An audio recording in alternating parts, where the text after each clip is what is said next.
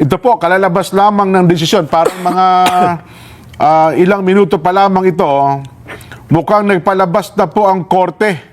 Ano ha? Ano ba ito? Korte Suprema? Sapagkat ibinabasura na po ang inihaing impeachment, Nelson. Binasura na?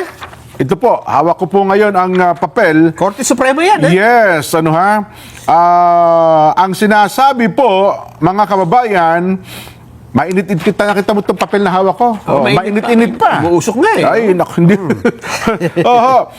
Batay po sa report at mga mahistrado mismo, Nelson, ha? Mga mahistrado po ng kataas-taasang hukuman ng bumoto at 5 sa 8 mahistrado ng hukuman ang nagsasabing dapat pong ibasura ang impeachment. Apa. Opo. Ano ha?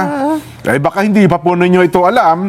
2 po naman ang bumoto para tanggihan, tuluyan na pong tanggihan ang motion ng impeachment. Ano ho?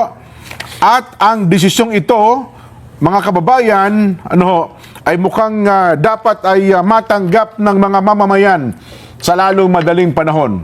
Ba, Breaking news po ito. Nagulat ako dyan, ha? Oho. Parang wala naman ako nakita.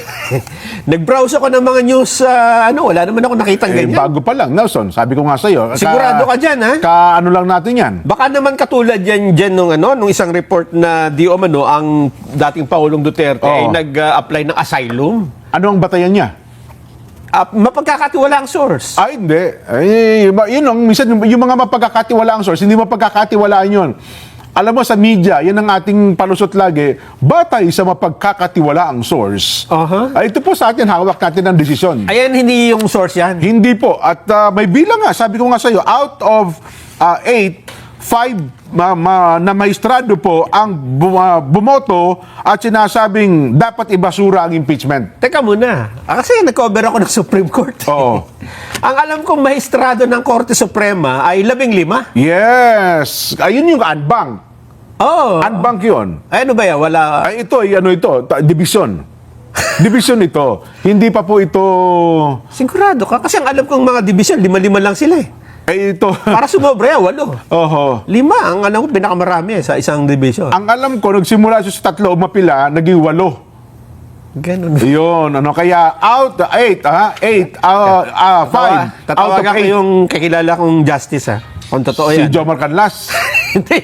hindi. Justice Jomar Canlas. Retired na yan eh. Oo nga, Ito oo. ay active, ha? Oho. Tanong ko muna. Sige. Ito, kayo, wala kayong kabilib-bilib sa akin eh. Ha? Oo. Hello? Speaker po mo para... Meron nga? Meron. Hindi. Yan ang sinasabi ko sa inyo eh. Meron nga daw. Meron.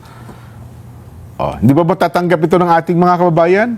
Ituloy mo na. Ibalita mo na kung anong detalye. Baka sabihin nila fake news yan. Ibinasura po, mga kababayan, lakas niyo po yung volume ng inyong mga telebisyon, radyo, at saka ng social media account.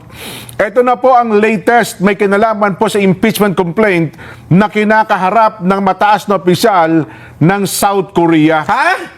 Ibinasura po ng konstitusyonal na hukuman ng South Korea ang impeachment laban kay Prime Minister Han Duck-soo nito lamang Lunes kahapon. Yan po, Ay, oo ang nga. tibay ng ebidensya, Nelson. Totoo nga, ano?